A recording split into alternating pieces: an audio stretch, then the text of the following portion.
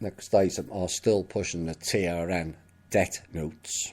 All notes are debts because they don't have the asset to support a real currency, even fiat ones.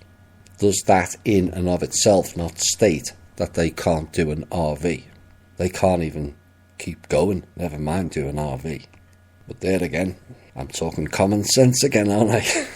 Well, notes are like bonds, they're IOUs, but we have the assets to create not IOUs, but an asset-backed currency that's not fiat-based either, and that must be implemented via the Treasury, not the Federal Reserve, the Treasury. Next item.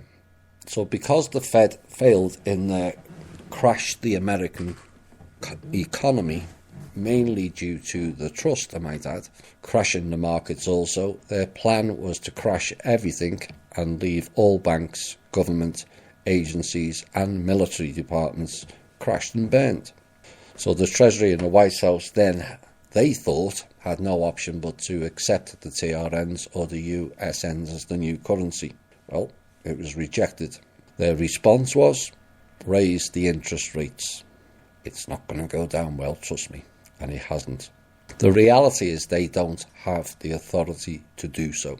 They are bankrupt and also a defunct organisation after the trust took their licences away and their ability to transfer US dollars inside America.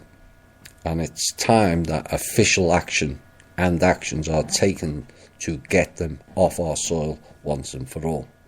Now, for those who ask how can they implement it outside of government by raising interest rates, it's simple. For one, the government controls nothing, and I mean nothing. I've said this many times now.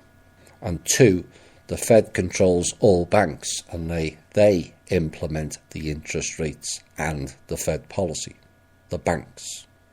Now this is what this show and Kim have been telling all the top brass here for the last 2 years.